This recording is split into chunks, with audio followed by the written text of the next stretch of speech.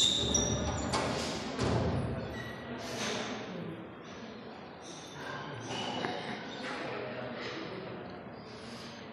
घुस जाते आँख के अंदर भीतर में।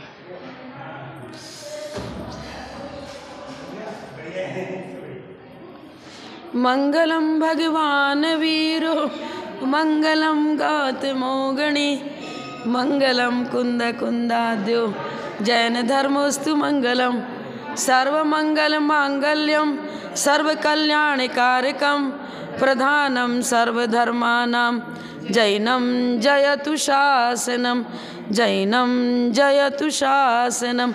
जय बोलो श्री अनंतानंद परम सिद्ध भगवान की, 1000 श्री शांतिनाथ भगवान की, परम पूज्य आचार्य श्री आदि सागर जी महाराज की, परम पूज्य आचार्य श्री महावीर कीर्ति जी महाराज की, परम पूज्य वात्सल रत्नाकर आचार्य श्री विमल सागर जी महाराज की, परम पूज्य तपस्वी सम्राट आचार्य सन्मति सागर जी महाराज की, परम पूज्य आचार्य श्री सुनील सागर जी महाराज की, परम पूज्य आचार्य श्री इंद्रनंदी जी महाराज की, परम पूज्य प्रथम गणनियारिका रत्न श्री 105 विजयमती माता जी की, जैन धर्म की, जिनवाणी माता की जय।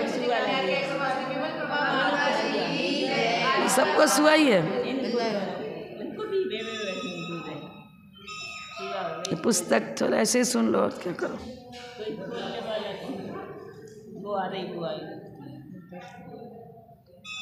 श्लोक नंबर 29 है। स्वापि मंगलाचरण तो बोलो। नमः श्री वर्धमानाय निर्धूत कलिलात्मने सालोकानां त्रिलोकानां यद्विद्या दर्पणायते। स्वापि देवोऽपि देवः स्वा जायते धर्म किल्बिषात् कापि नाम भवेदन्या सम्पद्धर्माच्छरीरिणाम्। स्वापि देवोऽपि देवः स्वा जायते धर्म किल्बिषात् कापि नाम भवेदन्या सम्पद्धर्माच्छरीरिणाम्। यहाँ ये बता रहे हैं, धर्म के प्रभाव से कुत्ता भी देव हो जाता है और किल्बिष अर्थात पाप रूप परिणति के कारण देव भी कुत्ता बन जाता है। इतनी ही बात न समझें और सारे ही भौतिक विकास, शारीरिक विकास, मानसिक विकास, आध्यात्मिक विकास, सब प्रकार का धन, वैभव, रिद्धि, सिद्धियाँ सब धर्म के प्रभाव से ही प्राप्त होती हैं और पाप से ये सब विनष्ट हो जाती हैं। कापि नाम भवे, अन्न की तो क्या बात करें, संपद धर्मात् शरीरिणाम। शरीरनाम माने शरीरधारी जो संसारी प्राणी है वो धर्म के प्रभाव से सारी संपत्तियों को प्राप्त कर लेते हैं बिना प्रयास के। विशेष प्रयास नहीं करना पड़ता। पुण्य है तो थोड़ा अल्प प्रयास से ही बहुत सारी लक्ष्मी अपने आप घर में आ जाती है, धन आ जाता है। अब प्रश्न उठता है कि पाप क्या है और पुण्य क्या है, धर्म क्या है, क्योंकि धर्म की महिमा भी बता रहे हैं, धर्म का फल क्या है और पाप का फल क्या है। तो धर्म वास्तव में क्रियाओं का नाम धर्म नहीं है, क्रियाएं माध्यम हैं। जैसे कि नदी से जल लाना था मान लो, लेकिन नदी बहुत दूर है तो सरकारी व्यवस्था ऐसी हो जाती है कि वहाँ से पाइप की व्यवस्था ला करके नगर तक उस जल को पहुँचाया जाता है। तो क्या पाइप ने जल पैदा किया क्या? माध्यम है। जिनेंद्र देव माध्यम है, उनकी वीतराग छवि को देखने से मेरे परिणामों की विशुद्धि बढ़ती है। उनकी पूजा करने से हम अशुभ से हटकर शुभ में प्रवृत्त होते हैं। तो ये निमित्त है, आयतन बताया इन्होंने। सच्चे देव सास गुरु को आयतन बताया है। जैसे धर्मशाला बनाई आपने, अब यहाँ साधु आते हैं, त्यागी भवन बनाया, रुके हैं, पर मात्र धर्मशाला आपको पुण्यार्जन नहीं कराएगी। वहाँ निरंतर धर्म के कार्य होते रहते हैं। साधुओं का आगमन होता है, प्रवचन होता है, विधि विधान होते हैं। तो वो आयतन बना। अगर जिन बिंब ही ना हो और ढांचा तो खड़ा कर दिया तो क्या होगा? वो धर्मायतन कुछ काम करेगा क्या आपका? बोर्ड तो लगा है कि जिन मंदिर, अरे प्रतिमा जी नहीं है तो क्या होगा? कुछ नहीं होगा। ठीक इसी प्रकार से धर्म तो वस्तु का स्वभाव है। जैसे जल का स्वभाव शीतलता, अग्नि का स्वभाव उष्णता, पवन का स्वभाव है प्रवाहित होते रहना, तो गतिशील होता है। इसी प्रकार से जीव द्रव्य का स्वभाव चित चैतन्य स्वभाव है। अभेद दृष्टि से तो जीव ज्ञाता दृष्टा है, पर उसमें पर्याय दृष्टि से चर्चा करें तो वही ज्ञानोपयोग जब श्रद्धा गुण देवसात गुरु के प्रति श्रद्धालु होता है, 6 द्रव्य 7 तत्व के प्रति उसकी श्रद्धा बनती है, तो उसी चैतन्य की एक पर्याय होगी सम्यक दर्शन। फिर जब जानने देखने का काम करते हैं, हे क्या है, उपादेय क्या है, कर्तव्य क्या है, उचित क्या है, अनुचित क्या है, इसको समझने की चेष्टा करते हैं, तो सम्यक दर्शन पूर्वक जब जानन क्रिया हे उपादेय को समझते हुए होती है तो उसको सम्यक ज्ञान कहते हैं। और अपने ज्ञान स्वभाव में स्थिर हो जाना ये चारित्र है तो सब चैतन्य की ही पर्याय। गेहूं से आपने बहुत सारा कुछ आइटम बनाया, खाने पीने की वस्तु बनाई, पर यदि गेहूं का त्याग है कोई भी आइटम नहीं खा सकता। पर मात्र उसने यदि मान लो पराठे का त्याग किया, रोटी का त्याग नहीं किया है, तो पराठा नहीं खाएगा लेकिन रोटी खा लेगा। ये तीनों पर्याय हैं। समरसन सम्यक ज्ञान, सम्यक चारित्र, उपयोग जीव का लक्षण है। तो हमारा ज्ञानोपयोग जो है ना, वही सबसे पहले तत्व ज्ञान करेगा, फिर जो है तत्व उसके प्रति विकर्षण छोड़ना, और जो उपादेय उसको ग्रहण करना। इस तरह से स्याद्वाद अनेकांत न्याय ग्रंथों के हिसाब से वो जजमेंट लेता है, तब सच्चे देव सद्गुरु की पहचान करते हुए उन पर श्रद्धा करता है। और ये जानता है कि ये शरीर भेद विज्ञान पूर्वक जानता है कि पौद्गलिक है शरीर, इस रूप में नहीं हूँ। तो परिजन पुरजन आदि के मोह छोड़ता है, शरीर से मोह छोड़ता है, और रत्नत्रय स्वरूप जो निज आत्म तत्व है उसके प्रति उसकी श्रद्धा बनती है। उसी को जानना, उसी पर श्रद्धा होना, उस रूप परिणति का होना। धर्म की व्याख्या एक दिन की नहीं है, धर्म तो बहुत गहरा हो गया। ये तो अब आप सोचो कि कुत्ते को नवकार मन सुनाया था, वो तो ये कुछ भी नहीं जान रहा है, पर उसने देव पर्याय प्राप्त करी, इतना ही लिखा है इस पुस्तक में। उसने सम्यक प्राप्त कर लिया, ये नहीं लिखा। क्योंकि नमोकार मंत्र को जब उसने विशुद्धि पूर्वक सुना, शांति पूर्वक, तो अशुभ आर ध्यान से हट करके उसकी लेस्या शुभ बनी। कृष्ण नील कापोत लेस्या से हटकर जब पीत पुष्प पद्म शुक्ल लेस्या की ओर हमारा परिणमन होता है, तो वो लेस्या उसको स्वर्ग पहुंचा देती है। मरण के समय शुभ लेस्या पूर्वक उसने प्राणोत्सर्ग किया और उसी समय आयु बंद किया। पहले से आयु बंद नहीं था तो देव पर्याय में चला गया। ये बहुत गहरी फिलॉसफी है। ये धार्मिक क्रियाओं से क्या होगा, हमारी लेस्या निरंतर शुभ बनी रहेंगी। अब जब लेस्या शुभ बनेगी तो विशुद्ध लेस्या पूर्वक ही सम्यक दर्शन की उत्पत्ति होती है, और विशुद्ध लेस्या पूर्वक ही सम्यक ज्ञान, सम्यक चारित्र परिणति होती है। ये क्या है ना, जैसे इस आँख में कीचड़ आ रहा है ना, अब मच्छर सोचता है कि कीचड़ पर ही बैठना, इनका अभ्यास होता है गंदगी पर बैठने का, वो बार बार आँख में घुस रहा है क्या करें। अब ये आँख की अभी बीमारी दूर हुई नहीं है, होएगी धीरे धीरे। तो मेरा क्या कहना है, धर्म और धार्मिक क्रियाएं दोनों में अंतर। धार्मिक क्रियाएं माध्यम है, मीडियम, उनके माध्यम से हमारे परिणामों की विशुद्धि बढ़ती है, कषा और इंद्रियों पर कंट्रोल होता है। जब तक आप मंदिर में बैठे हो, पूजन कर रहे हो, खाने पीने की इच्छा नहीं होती है, इधर उधर का कुछ कषाएं भी जागृत नहीं होती हैं, कोई बाहरी चीज़ें की चर्चा ही नहीं है, तो आर्थ ध्यान भी नहीं होता है। तो जीवन को संतुलित बनाने के लिए 6 आयतनों को का आलंबन लेना पड़ता है। सच्चे देव शास्त्र गुरु और उनके उपासक, उपासक क्यों लिया? सत्संगति से जीवन सुधरता है और कुसंगति से राजपुत्र भी बिगड़ जाता है। धर्मात्मा परिवार के बच्चे भी व्यसनी बन जाते हैं। कुसंगति से स्कूल कॉलेज में कैसी संगति मिली, कहाँ वाले गुटखा खाने लगते, शराब पीने लगते, सब करने लगते और चाहे जिसके साथ शादी कर लेते। आचरण तब सुधरेगा जब संस्कृति अपने घर की मर्यादाओं का हम पालन करेंगे। जिन संस्कृति के अनुसार अपनी चर्या बनाएंगे, भारतीय संस्कृति के अनुसार हमारा सारा जीवन उस प्रकार बनना चाहिए। अब तो पाश्चात्य संस्कृति को ढलते चले जा रहे हैं।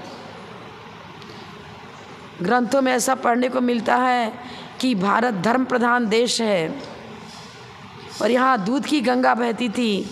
यहाँ के लोग अतिथि सत्कार किया करते थे, बिना अतिथि सत्कार के स्वयं भोजन नहीं करते थे। एक उदाहरण मिलता है, कोई बेचारा गरीब व्यक्ति था, जैन तो नहीं था, लेकिन भारतीय संस्कृति तो मात्र जैनों से ही संबंधित थोड़ी है। यहाँ की संस्कृति शुरू से ही पवित्र रही है। इसको दूषित बनाया अंग्रेज़ों ने, पाश्चात्य संस्कृति को लाकर रख दिया यहाँ पर, और लोग सरलता के पीछे दौड़ते गए और उधर ही वैसे ही बन गए। तो किसी का बहुत सुंदर बगीचा था, अनार के वृक्ष लगे थे और बड़े बड़े अनार उसमें फलते थे। एक बार नगर का राजा मार्ग भूल गया और जंगल में भटक गया। अब निरीक्षण के लिए यहाँ वहाँ निकलते हैं, रास्ता भूल गया लौटते समय। बहुत भयंकर गर्मी थी, धूप हो गई, पास का पानी भी, पास जल भी नहीं, कहाँ क्या करूँ, प्यास से व्याकुल हो रहा था। अचानक उसको एक झोपड़ी दिखी, उधर चल दिया। झोपड़ी की तरफ बढ़ा, दिखा कि अरे यहाँ तो बहुत सुंदर बगीचा है। और जैसे किसान ने देखा, राजवेश में तो था नहीं, कोई भी पति को आकुल व्याकुल हो रहा है, तो उसकी कुटिया में, अपनी कुटिया में बुलाया बड़े सम्मान के साथ और बोला कि आप तो बहुत गर्मी में थके नज़र आ रहे हो, आपको क्या आवश्यकता है? मैं सब आपका सत्कार करना चाहता हूँ, प्यास लग रही मुझे, पानी चाहिए। किसान ने कहा, मेरी पद्धति ये नहीं है कि मैं सीधे किसी को जल पिलाऊं, मैं तो कुछ नाश्ता पानी कराऊंगा, उसके बाद तो मेरे को प्यास लग रही है, भोजन नहीं चाहिए। अच्छा, तो मैं अनार का रस पिलाऊंगा ना आपको। तो उसका खुद का बगीचा था और बहुत सुंदर अनार था, लेके आया। उसकी बेटी ने तुरंत फटाफट रस निकाल दिया और बड़े गिलास में भर के उसको जूस दिया पानी पीने के लिए। अरे मैं राजा हूँ, लेकिन इतना मीठा स्वादिष्ट रस तो मुझे कभी पीने को नहीं मिला। आप एक गिलास और ला सकते हो क्या? बोले हाँ। इधर बीच में क्या हुआ, जैसे उसने जूस पिया, उसको रस पिया, अरे बगीचे अपने अंडर में ले लूँगा मैं, तो राज की संपत्ति बना लूँगा इसको। मन में उसकी संपत्ति को अपनी संपत्ति बनाने का भाव आ गया। इसने तो परोपकार किया और ये क्या कर रहा है, इसको और कहीं ज़मीन दे दूँ, कुछ भी कर दूँगा, ये पूरा मैं ले लूँगा अपना, डेली जूस पीने को मिलेगा मुझे।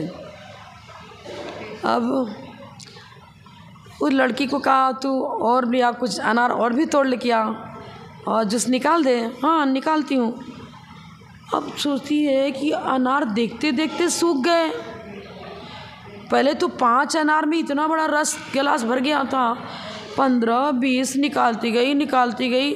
उसके पिताजी करे, क्यों नहीं लाती, जल्दी ला।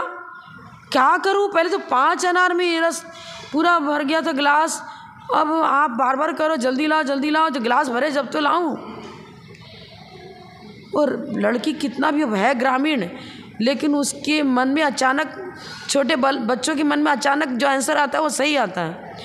ऐसा लगता है इस देश के राजा के अंदर बेईमानी आ गई है और मेरे संपत्ति को हड़पना चाहता है, नहीं तो अचानक कैसे हमारे अनार सूख सकते थे, नहीं सूख सकते थे। वो राजा के कान में बात पड़ गई। आउट तो नहीं किया था उसने, मैं राजा हूँ, ना देखने में लग रहा था राजा। और वो तो ऐसे ही बोल गई, बालिका है छोटी सी, बोल गई।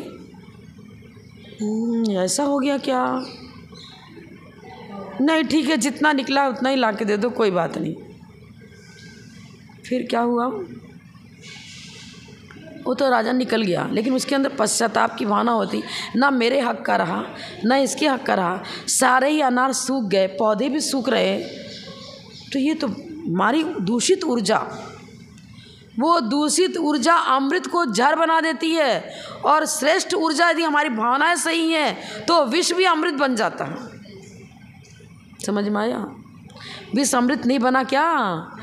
मनोरमा सती क्या हुआ था? नाक का हार बन गया था ना। कौन थी? सोमा सती। हाँ, सोमा सती, मनोरमा सती नहीं, सोमा सती।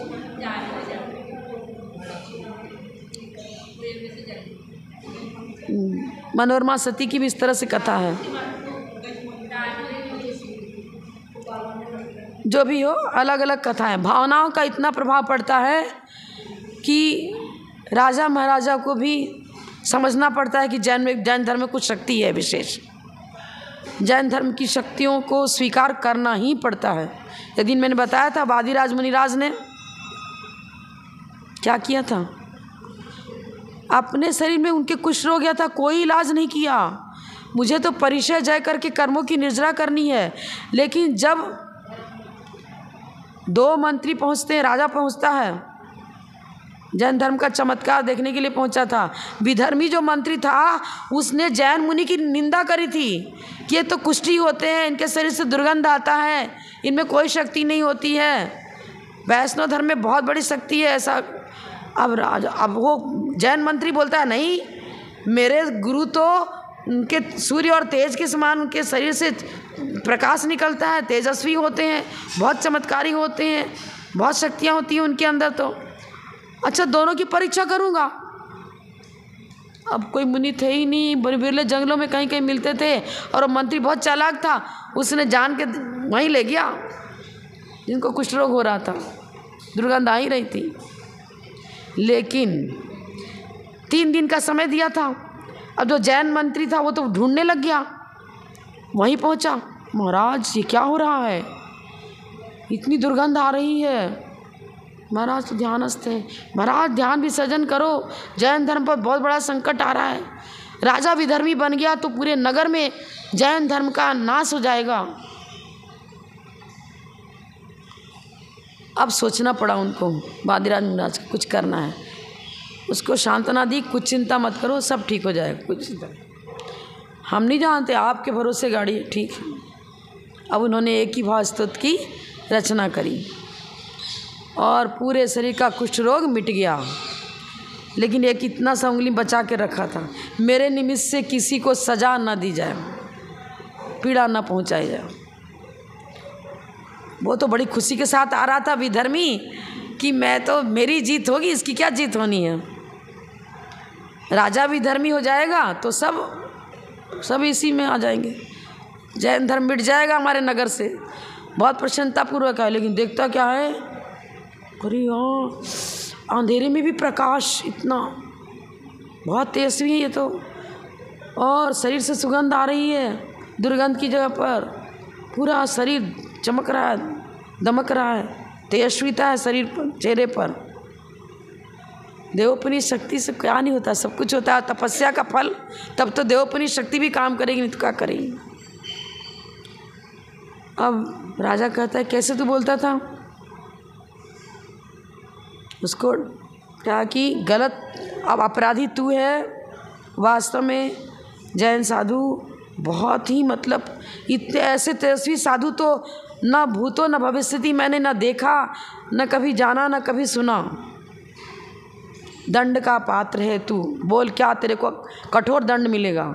मुनिराज तो हृदय के कोमल दयालु होते हैं, उन्होंने कहा राजन इसे कोई दंड न दिया जाए। इसके वचन में भी सच्चाई थी, अभी सच्चाई नज़र नहीं आ रही है। तो क्या हुआ, आप कैसी बातें कर रहे हो। वास्तव में मुझे गलित कुष्ठ रोग हुआ था, लेकिन और मुझ में शक्ति थी कि मैं इसको दूर करूं। लेकिन जैन धर्म में ऐसा, मुनियों के चर्या में ऐसा आता है, परिसर जय करो। इंद्रियों के, शरीर के प्रति मेरा मोह जागृत ना हो। भेद विज्ञान, आत्मा तो अमूर्तिक है, रत्नत्रय स्वरूपी है, ये शरीर पौद्गलिक है, ये घृणित हो, दुर्गंधित हो, कैसा भी हो, इससे मेरा कोई संबंध नहीं है, ऐसा जैन धर्म बताता है। पर हमारे नगरवासी जैन धर्म को न छोड़ें, इस पृथ्वी पर जैन धर्म बना रहे। धर्म की रक्षा के लिए मैंने जिनेंद्र भक्ति करी और जिनेंद्र भक्ति के प्रभाव से कुछ रोग दूर हो गया। लेकिन किसी प्राणी को मेरे निमित्त से कष्ट न दिया जाए, देखो मैंने ये बचा कर रखा है। अब तो और ज़्यादा प्रभावित हुआ। ऐसे होते हैं साधु, शरीर के प्रति इनका जरा भी लगाव नहीं होता, इतने वीतरागता, इतनी मतलब ऐसे तो आपने कहीं सुना भी नहीं। इतने कठोर तपस्वी, कैसे सहन की होगी उन्होंने पीड़ा को, और शांत भाव से सहन किया। त्याग और वैराग्य, कषायों को जीतना, इंद्रियों को जीतना, यही तो धर्म है। धर्म ये है, पर वहाँ तक मेरी पहुँच हो नहीं पाती है। तो ट्रायल पीरियड में चलते हैं, भी अभ्यास करो। चलो पहले रात्रि भोजन छोड़ा, फिर जमी कंद छोड़ा, नियम ले लिया कि 2 ही टाइम भोजन करेंगे, 2 अन्न रख लिया ना, मतलब अपनी बाउंड्री बना रहे हैं। पंचेंद्रीय विषय भोग की सामग्रियों से मेरा राग घटता जाए, घटता जाए, घटता जाए, और राग को जीतना, वीतराग परिणति का होना, यही धर्म है। धर्म यही है, कषाय इंद्रियों को जीतना। आचार्य क्या लिखते हैं, आपदाम कथिता पंथा इंद्रियाणाम असंयम तज्जया संपदाम मार्गो ये नेष्टम तेन गम्यताम। साधारण पब्लिक के लिए बता रहे हैं, देखो जितना अधिक भोगों से तुम्हारा राग बढ़ेगा, आपत्तियों का संचय भी साथ साथ में होगा। सारी विपत्तियां पाप के उदय से आती हैं, और पाप का उदय क्यों हुआ? पंचेंद्रीय विषय भोगों का अनुराग ही पाप को जन्म देता है। शुभम चक्रवर्ती का देख लो, उसका रसना इंद्रिय के प्रति ज़्यादा अनुराग था, सुगंधित खीर को खाने के लिए लालायित हो गया। रिजल्ट क्या निकला? 7वें नरक में जाना पड़ा। ये है, जितने जब भी अगदी चक्रवर्ती भोग भोगते मरे तो नियम से 7वें नरक में जाएगा। और यदि वैराग्य हो जाता है तो एक भरत चक्रवर्ती को देख लो, तपस्या ही कुछ नहीं करनी पड़ी, लेकिन आपको बाह्य तप उसने भले ही नहीं किया, लेकिन भव में मुनि होकर के उसने तपस्या करी थी। जब उसके फलस्वरूप उसको चक्रवर्ती पद मिला, वो पूर्व अभ्यास था इंद्रिय जय का, कषाय जय का पूरा अभ्यास था। वो प्रतिदिन 60 कर्मों का पालन करता था। एक बार रथ में बैठा हुआ जा रहा था, तो कोई अंगूठी बहुत कॉस्टली थी उसकी अंगूठी, और ध्यानस्थ अवस्था में क्या अंगों पांग ढीले पड़ जाते हैं, और बैठा, कहीं भी बैठता वो ध्यानस्थ हो जाता, कहीं बैठता ध्यान। राज दौरान बैठे कभी भी ध्यानस्थ हो गए, पड़गाने को खड़ा हुआ, अभी साधु आए नहीं, ध्यानस्थ हो गए, कड़ा हाथ से निकल गिर गया नीचे। ये अभ्यास था उनका। चक्रवर्ती रहते हुए भी अपनी रानियों से भी लगाव नहीं, इस देश से लगाव नहीं, संपत्ति से लगाव नहीं, कर्तव्यशील था। कर्तव्य पालन करना, ये राजा जिस पद पर बैठा उस कर्तव्य तो पालन करना पड़ेगा। लेकिन मैं और मेरापना नहीं था, मोहनी कर्म नहीं था। लाखों संपत्ति यहाँ रख, मान लो कमरे में यहाँ रखी और हम वहाँ बैठे हैं, तो हम उसके स्वामी हो गए क्या? नहीं, बस पैसा ही समझता था अपने राज्य को। अपने पुत्र पात्र परिवार के प्रति भी यही था, पड़ोसी हैं, इस रूप मैं नहीं हूँ। समय सार में यही लिखा है, शरीर को पड़ोसी समझो। पर तुम कौन हो? ये पड़ोसी है तो हम कौन है भाई? अरे मैं तो चित चैतन्य ज्ञान घन स्वरूपी हूँ। सपर प्रकाशक जो ज्ञान गुण है, वो ज्ञान अपने स्वभाव में स्थिर होना, यही धर्म है, और वही मैं हूँ। मैं आत्मिक गुणों का स्वामी हूँ, मैं शरीर का स्वामी नहीं, मैं परिवार का स्वामी नहीं, धन संपत्ति का स्वामी नहीं। ये सोचता था भरत चक्रवर्ती। जब तो दीक्षा लेते ही एक अंतर मुहूर्त के अंदर घातिया कर्म नष्ट कर दिए। कोई तीर्थंकर नहीं कर पाए, तीर्थंकर प्रकृति को लेकर के बैठे हैं विपुल।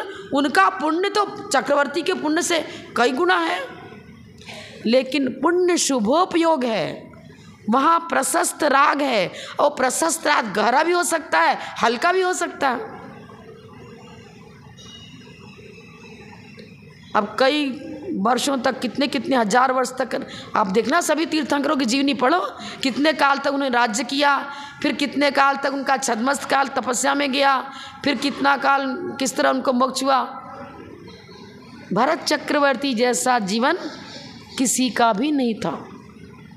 आखिर तीर्थंकर के पुत्र थे ना, तीर्थंकर से पैदा नहीं हुए थे, मैं बहुत गहराई से बता रही हूँ। उनके माता पिता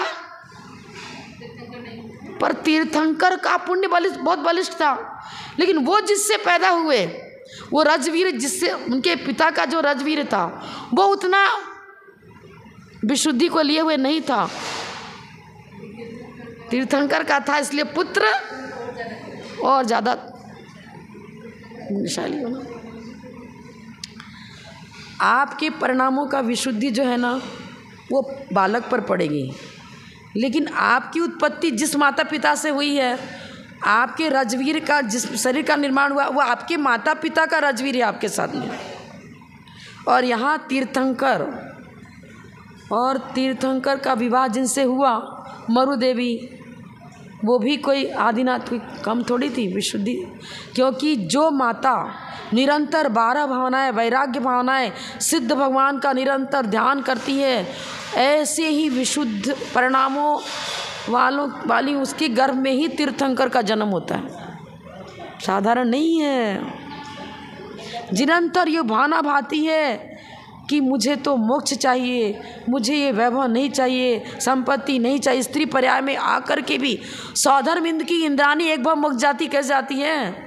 वो सारा वैभव है, राज्य में, मतलब सौधर्मिंद का वैभव कम थोड़ी है, सारा भोग सामग्री है, लेकिन वो सची इंद्राणी जैसे कीचड़ में कमल अलग रहता है, वो कहती नहीं, मुझे तो स्त्री पर्याय चाहिए ही नहीं आगे, मुझे तो वो पर्याय चाहिए जो मुनि बनकर मैं तपस्या करके मोक्ष जाऊँ।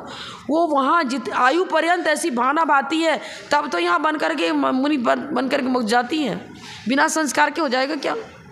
एक पेड़ को भी संस्कार चाहिए, उसको भी संस्कार चाहिए।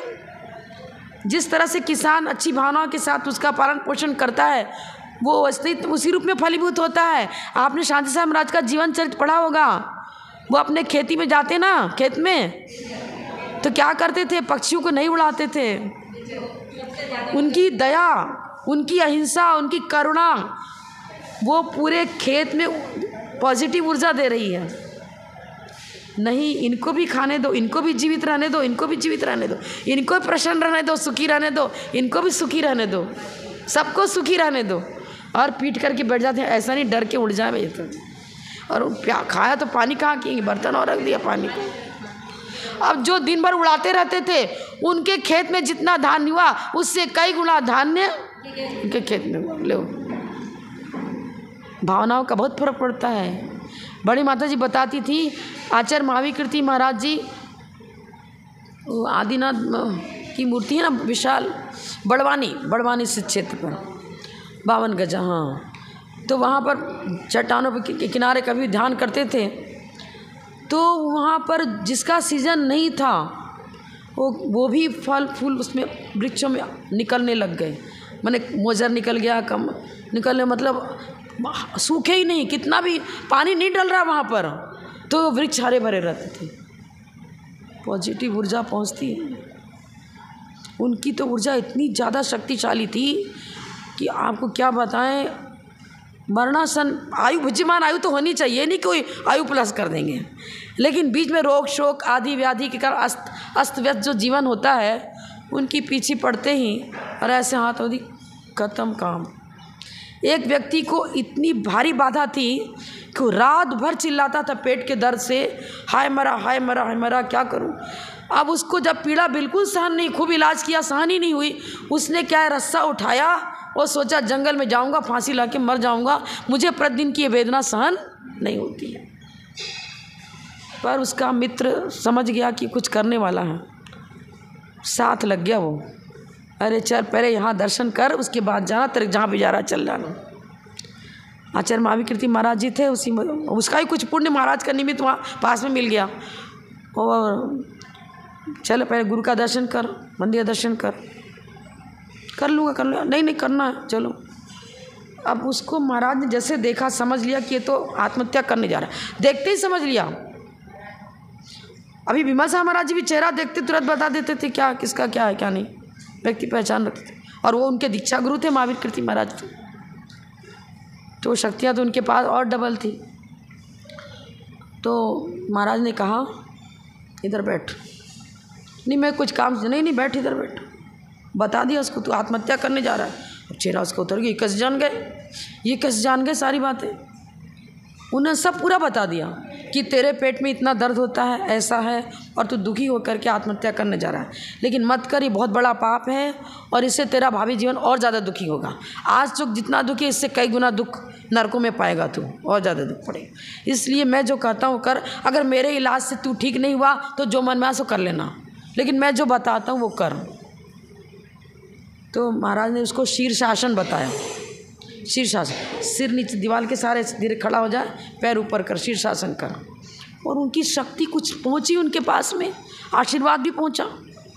तो वो 2-3 बार ही शीर्षासन, थोड़े 5 मिनट कर, 10 मिनट, जितना तेरे से मतलब बैलेंस बन जाए, अभ्यास कर। 3 दिन के अंदर तो जड़ से ही रोग समाप्त हो गया उसका, बिल्कुल समाप्त हो गया। और एक व्यक्ति को तो सांप ने काट लिया था, अर्थी बना करके उसको ले ही जा रहे थे, बताया था मैंने। अब फिर अब ऐसे ही होता है, पुण्य हो जाए कुछ जब भी हो, तो लोगों ने कहा अरे सर्प का काटा जल्दी नहीं मरता, आप क्यों ले जा रहे हो इसको, चलो हमारे गुरु के पास ले। अब महाराज ने उसको झाड़ा दिया, वो तो उठ के बैठ गया, लो सही हो गया। महाराज को खुद को गजपंथा में थे ना, तो चरण छूने का अभ्यास होता है। साधु को तो अपने शुद्धि कर लेते हैं कमंडल से, तो चरण छू के नमस्कार करते हैं। अब वो चरण छू के नमस्कार कर रहे थे, तो हल्की सी प्रतिमा में, कभी सूर्य उदित हो चुका था, लेकिन अंदर में गुफा जो थी ना, अंदर में हल्का सा अंधेरा था। अब उंगलियों के बीच में कोई इतना सा छोटा सा सर्प का बच्चा बैठा होगा। अब उन्होंने चरण ऐसे से तो वो काट लिया उसने, और विषैला सर्प था काले रंग का, तो सर्प ने काट लिया, पर महाराज कुछ नहीं देख रहे उसको। तो विजयमती माता ही पीछे खड़ी थी, माता ने जल्दी से पीछे से उसको सर्प को अलग किया, हटा गया। वो हटा भी नहीं रहे, बोले ऐसे धीरे से बोले छोड़ दे बेटा, छोड़ दे बेटा, छोड़। जल्दी से नज़र पड़ी, हटाया उसको। थोड़ा चक्कर आने लगा, हल्का हल्का चक्कर सा आने लग गया। कुछ नहीं, वो तो अपनी वंदना करी पूरी, लेकिन उन्होंने कह दिया मैं आहार को नहीं उठूँगा। तो सब साधु बोले ऐसे कैसे होगा, तो नहीं उठूँगा। तो नहीं मान रहे हो आप, तो चलो विशापार स्तोत्र का पाठ करो, आप लोग सब जो होना का हो जाएगा। तो और महाराज अपना ध्यानस्थ हो गए। और देखिए धर्म का, मैं बोले धर्म का प्रभाव बताना है, धर्म के प्रभाव से सारे संकट दूर होते हैं, कोई संकट जो दूर ना होता हो। लेकिन उतना आत्मबल भी, अपना श्रद्धा विशेष होनी चाहिए। अब महाराज ध्यान बैठ गए और उन्होंने वैसा ध्यान किया, जो भी ध्यान किया वो जाने कौन सा मंत्र पढ़ रहे। विश्व निगारण का ही मंत्र होता है, बहुत सारे अपने नवोकार मंत्र भी बहुत शक्तिशाली, कम थोड़ी है। अब वो तो जाने क्या पढ़ा कहानी, लेकिन बिल्कुल ध्यानस्थ हो गए एकदम। और उनके शरीर से गर्मी नहीं है, लेकिन इतना पसीना कि बह रहा पसीना। और जो पसीना निकल रहा था उसको ब्रह्मचारी क्या कर रहा था, बार बार पोंछ रहा था। तौलिया काला, फिर काला पसीना निचोड़ा तो काला पानी निकल रहा, वो भी इतना पसीना निकला, मतलब तौलिया गीला, इतना गीला हो जा रहा है कि निचोड़ रहा है उसको। फिर दूसरा तौलिया उसको भी निचोड़ा, पूरा जहर उतर गया एकदम। फिर महाराज ने कहा आप लोग उठो आहार को, पर सबके कहने से औषधि थोड़ा सा कुछ, एक हिंगड़ा वगैरह देते हैं, उससे भी आहार, ये हिंगड़ा होता है ना शुद्ध वाला, उसको देने से विष उतर जाता है। कुछ ऐसा भी दवा दी, कुछ ऐसी औषधि दी। फिर वो महाराज बिल्कुल स्वस्थ हो गए। उस दिन सिर्फ जल लिया और कुछ भी अनाज लेने से तो विष, हाँ अनाज नहीं लिया था, अब जल लिया और जो औषधि वगैरह लियो, जो भी लिया, लेकिन पूरा ही विष उतर गया। ध्यान से क्या नहीं होता है, सब कुछ होता है, पर ध्यान का तो अभ्यास कोई करते ही नहीं। अरे 10 मिनट 15 मिनट बैठ के नमोकार मंत्र का सिर्फ उच्चारण नहीं करना है, मात्र शब्द को आलंबन बनाओ। नमो अरिहंताणम शब्द आलंबन है, पर आलंबन ही भगवान नहीं है। नमो अरिहंताणम आपने, मैंने कहा घड़ा लाओ, तो घ अड़ा ये शब्द में पानी, शब्द स्लिप पर पानी भर जाएगा क्या? घड़े का काम करेगा क्या? वो स्लिप पानी भरने का काम करेगा क्या? आपने लिखा तो था घड़ा ही उस पर, तो पानी भरने का काम कर देगा क्या? वो तो माध्यम है। हमने आपको घड़ा ला मतलब उस शब्द के द्वारा किसी अर्थ को व्यक्त किया, किसी भाव को व्यक्त किया, पर भाव की तरफ ध्यान ही नहीं जा रहा। नमो अरिहंताणम बोलो, अरहंत आपको वो आगम में जो पढ़ा है अरहंत का स्वरूप वो दिमाग में आना चाहिए। वो घात्या कर्म से रहित वो अरहंत परमेष्ठी का हल्का फुल्का कुछ तो उपयोग आना चाहिए ना। उपयोग तो आपका गुणों की तरफ जा ही नहीं रहा है। जब उपयोग गुणों की तरफ नहीं गया तो मंत्र कैसे पावरफुल बनेगा? गुणों की तरफ उपयोग जाना चाहिए ना, कुछ नहीं तो खाली रत्नत्रय ज्योति उतनी ही नजर आवे। नमो अरिहंताणम वही शुद्ध आत्म रत्नत्रय ज्योति, नमो सिद्धाणम वही ज्योति रत्नत्रय ज्योति। वो तो कुछ अपने आत्म भाई भगवान का स्मरण इसलिए करते हैं, हमने बताया ना, दर्पण के सामने, दर्पण को देखने के लिए नहीं जाते हैं, दर्पण के माध्यम से अपने कहाँ कहाँ मेरे कालिक लगी है अपने फेस को देखने के लिए दर्पण के सामने जाते हैं। अपने आत्मिक जो हमारे अंदर पाप प्रकृतियाँ बैठी हुई हैं अंदर, उन दोषों को निष्कासित करने के लिए हम नमोकार मंत्र जपते हैं। तो जब अमृत पान करोगे तो विष का असर निकलेगा। अमृत पान करने का मतलब उनके गुणों में डुबकी लगाना, जिनेंद्र देव के गुणों में डुबकी लगाना। जब जिन दर्शन हुआ, जब दर्शनम देव देवस्य दर्शनम पाप नाशनम। अरे मूर्ति को देख लिया निकल गए, क्या ही दर्शन हो गए? दर्शन हो गए क्या? ढांचे का दर्शन किया आपने तो। और जब आपने, जैसे आपके पिताजी की कोई फ़ोटो लगी है, अब कोई आपका घर कोई बाहर का है, ये मेरे पिताजी हैं, ये नहीं बोलते पिताजी की फ़ोटो है, ये मेरे पिताजी है, मेरे मम्मी है, ये मेरा बेटा है, ये अलग है। यार कैसे बता रहे भाई? और सारी मतलब वो चित्र को देखते ही वो साक्षात पिता के सारे मतलब जो भी हिस्ट्री है, जो संस्मरण है, वो सारे संस्मरण उस चित्र को देख के संस्मरण आता है। कागज़ का टुकड़ा है, ये कागज़ का टुकड़ा है, ये कागज़ का टुकड़ा है, पिताजी नहीं। ये समझ में आता है क्या? नहीं। इसी तरह दर्शन करोगे तब तो होगा। दर्शनम देव देवस्य दर्शनम पापनाशनम, दर्शनम सर्वसोपानम, दर्शनम मोक्ष साधनम। हाँ, नहीं तो खाली आए, डिब्बी खोली, बादाम चढ़ाया, थाली करी, से किया, गए। लेश्याओं की विशुद्धि तो बनती है, मैं ये नहीं करी कि पुण्य नहीं हुआ। शुभ लेश्या बनेगी। अशुभोपयोग से हटकर, शुभोपयोग तो करणानुयोग तो शुभोपयोग नहीं कहता है, प्रथमानुयोग लेश्याओं की अपेक्षा शुभोपयोग कर देगा। उपचार से, प्रथमानुयोग उपचार से, उपचार से मैंने उपचार का अलग चीज, उपचार कई बार बता चुकी। अन्य का अन्य में आरोप करके कथन करना उपचार है। मैं तो जीव द्रव्य हूँ, लेकिन मेरी दीक्षा हुई आरिका, तो मैं उपचार से मैं आरिका हूँ, मेरा स्वरूप आरिका नहीं है। यदि स्वरूप आरिका होता तो त्रैकालिक आरिका थी क्या? आगे भी आरिका ही रहूँगी क्या? स्वरूप नहीं है सब। उपचार से प्रथमानुयोग कहेगा हाँ ये भी शुभोपयोग है, धर्म कार्य करे, अरे धर्मात्मा है। तो उपचार से धर्मात्मा कहना अलग चीज़ है, और एक मूल में स्वरूपतः। तो भगवान की गुणों का अवलोकन, उनका मंथन, उनका चिंतन, वो चिंतन आपको क्या करेगा? समझन की प्राप्ति कराएगा। अधाकरण अपूर्व का अनतिकरण तक, उतनी विशुद्धि तक पहुंचा देगा। प्रायोग लब्धि, क्षोभसम लब्धि, फिर विशुद्धि लब्धि। पहले क्षोभसम लब्धि, संगी पंचेंद्रिय पर्याप्त की प्राप्ति होना, आगम का अध्ययन होना। क्षोभसम के द्वारा हमने वस्तु स्वरूप को जाना, छह द्रव्य क्या है, सात तत्व क्या है, ये क्षोभसम से जाना। फिर विशुद्धि, बड़ी पाप की तरफ से लगाव हटता गया, विशुद्धि लब्धि माने लेशाओं की विशुद्धि हुई। अब लेशाओं की विशुद्धि पूर्वक प्रायोग्य लब्धि, और विशुद्धि के बल से जो सारी स्थितियां जो 70 कोड़ाकोड़ी 30 कोड़ाकोड़ी 20 कोड़ाकोड़ी सागर की स्थिति को लेकर कर्म बैठे हैं, उन सबको अंत कोड़ाकोड़ी सागर प्रमाण खींच करके उनकी स्थिति को घटाया, अनुभाग शक्ति को कम किया। अब इनके बाद अब करण लब्धि हुई। फिर बैठ गए, 1 सेकंड आधे सेकंड को भी आपको ऐसा अनुभव में आया कि अरे सिद्ध भगवान है, वही ज्ञान ज्योति स्वरूप तो मैं हूँ, अरे हम उसमें रुक गए, हो गया आधा करण पूरा करने में। तो क्या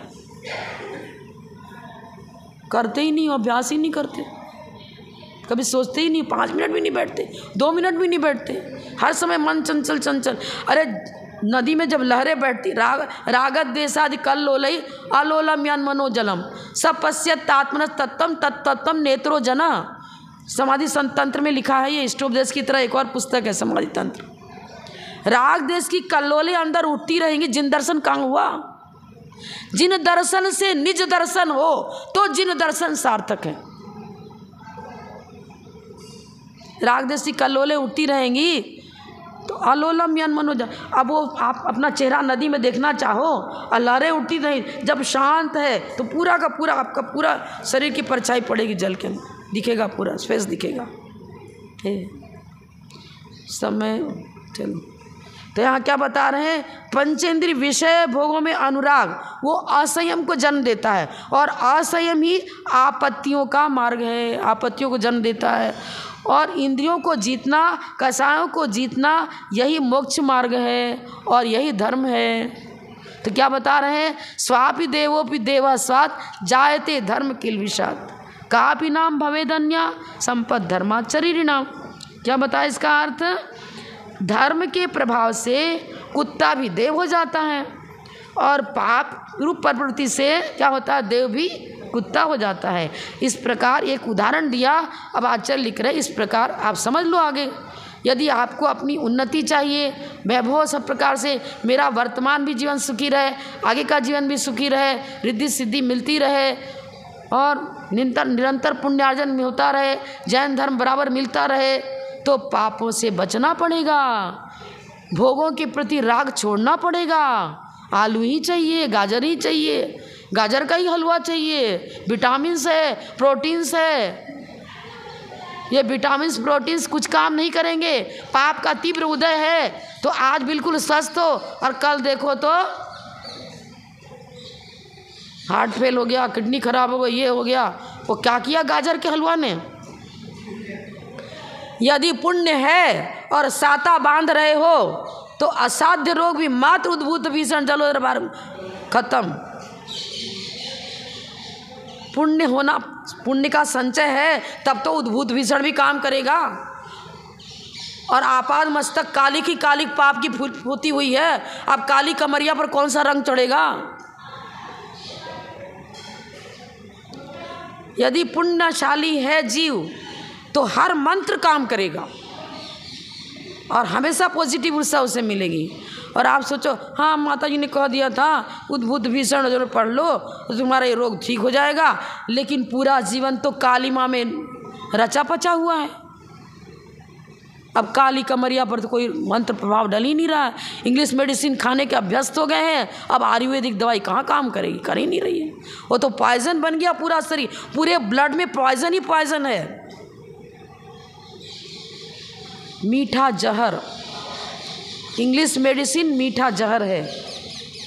पूरे शरीर में एक रोग को दबाएगा, किसी रोग को दबाओगे तो अंदर ही अंदर तो वो दबा करके सुखा दिया ना, जर्म को सुखा के अंदर कैद कर दिया। तो मवाद को कैद कर दो तो आरोग्यता मिलेगी, या मवाद को निकालने से आरोग्यता मिलेगी? वो निकालता नहीं। इंग्लिश मेडिसिन कोई मेडिसिन इंग्लिश ऐसा नहीं है जो रिलीफ पूरा करता हो, वो सब दबाते हैं। विकारों को दबाने की प्रक्रिया इंग्लिश मेडिसिन में, विकारों को निकालने की प्रक्रिया मात्र होम्योपैथिक में भी है और आयुर्वेदिक में भी है ही नहीं। लेकिन तत्काल चाहिए ना। एक लड़की थी बहुत इंटेलिजेंट लड़की थी, क्या बताएं, और धर्मात्मा भी थी, लेकिन एग्ज़ाम के समय उसको तेज बुखार हो गया। और इकलौता संतान कोई रहे तो उसके प्रति राग रहेगा माँ बाप का। और डॉक्टर के पास, बड़े डॉक्टर के पास ले गए, उसने तेज़ पावर की दवा कुछ इंजेक्शन दे दिया, उस समय तो रिलीफ हो गया, बुखार भी उतर गया, आराम से एग्ज़ाम दे के आ गई, स्वस्थ हो गई। लेकिन महीने दिन के अंदर ही ये स्थिति हो गई कि वो जहर फैलने लग गया। स्ट्रांग था औषधि, वो जहरीला तत्व फैलते फैलते स्थिति हो गई। ये तो 3 उंगलियां निकाल ऐसे यहाँ से लेकर नीचे तक पैर इतना ही, एक बांस, पतला बांस गाड़ दो, ऐसे हो गया पैर। पूरा शरीर उसका अस्त व्यस्त हो गया, पूरा खाना पेट में नहीं जाए, बड़ी मुश्किल से जीवन तो बचा, लेकिन घिसट घिसट के चलती। मंदिर आती थी हम लोग के पास प्रवचन सुनने, तो वो हाथ का एक चलाने का साइकिल होता है ना, वो माँ बाप उसको बैठा देते थे, फिर उतर के फिर दरवाजे पर से पूरा हॉल तक घिसट घिसट कर आती थी। धर्म क्या किया माँ बाप ने? अरे परीक्षा छूट जाती, छूट जान दो भैया, अगली बार पास कर जाती, कुछ हो जाता।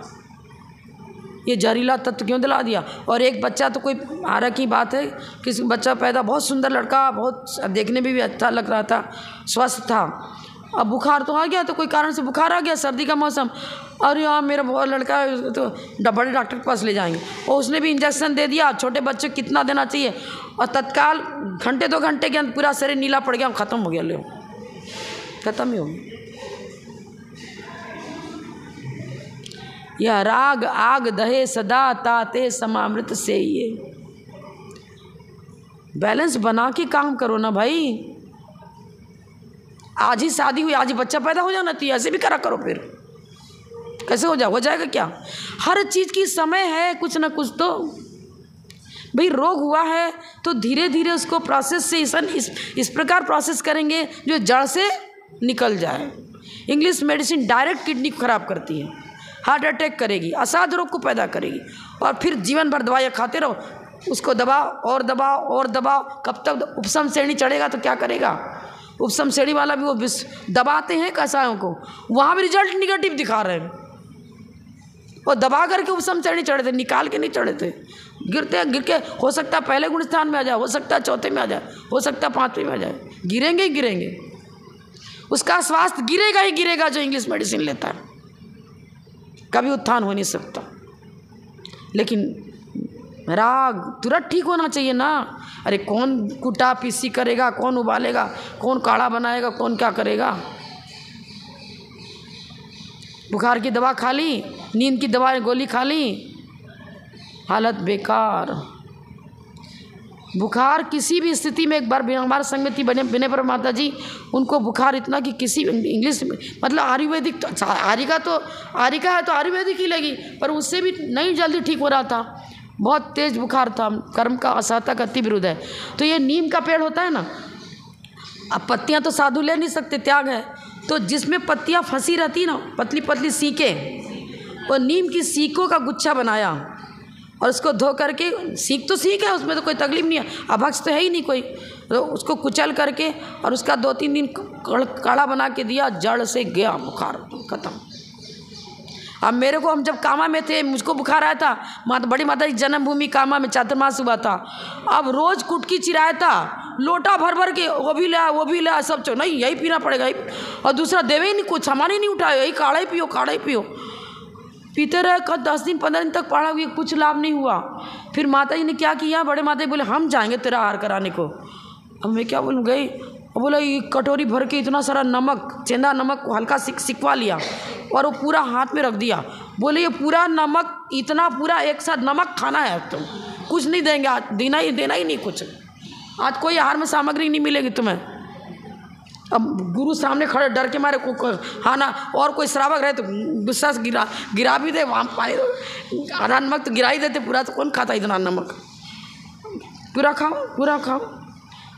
अब बोले अब पानी पीते जाओ, जब तक उल्टी ना हो तब तक पानी पीते रहना है आपको, और पियो। अब वो पीते जा रहे, नहीं अब नहीं पिया जा रहा, अब उल्टी होगी तभी छोड़ना, पीना नहीं पिया जा रहा तो ही पियो। आप पूरी उल्टी हो गई, दूसरे दिन से बुखार गायब, खत्म, पूरा पित्त व वात पित्त जो भी था, पित्त के कारण से जो बुखार होगा, अब पहचान किसी को होती नहीं, वो पूरा पित्त पूरा निकल गया, पित्त का बुखार होगा। वात पित्त कफ तीनों का अलग अलग मेडिसिन अलग अलग है सब। आजकल के डॉक्टर तो सीधे बुखार की गोली, किससे है कुछ पता ही नहीं है, सिर दर्द की दवा है, अब आप सिर दर्द, एक मेरे पुस्तक निकाली अभिवंदन ग्रंथ, उसमें अलग अलग है। पित्त के कारण से सिर दर्द का अलग, वात के कारण से अलग, अलग अलग, सर्दी के कारण से, सबका अलग अलग लिखा। आजकल के डॉक्टर जानते ही नहीं। समय हो चुका है आपका, एक ही श्लोक हुआ, लेकिन धर्म की चर्चा तो बहुत, जितनी करे उतना ही है। चर्चा से कुछ नहीं होता है। चर्चा तो वही है कि दवाई के मेडिसिन दी थी डॉक्टर ने, लेकिन लेवल को ही घोट के पी लिया तो रोग दूर होगा नहीं। तो हम भी खाली शब्दों को लेकर क्लास लगाते रहेंगे, पढ़ते रहेंगे, पढ़ाते रहेंगे, तो उससे कुछ नहीं होगा। अपना आचरण भी धीरे धीरे फिल्टर्ड करना पड़ेगा, उसको भी निर्मल बनाना पड़ेगा। जब तक धर्माचरण नहीं सुधरेगा तब तक मोक्ष मार्ग का प्रारंभ नहीं हो सकता। जय बोलो गणनियारी का विषय में नियम लो जब, तो भाई चलो अपनी अपनी इच्छा से कितना आज क्या नहीं। आज किसी को जमीकंद नहीं खाना है, पूरा जमीकंद, आज अष्टमी है, कोई भी जमीकंद नहीं खाना, अदरक भी नहीं लेने चाय में। एक दिन में क्या हो रहा है, बिगड़ रहा है।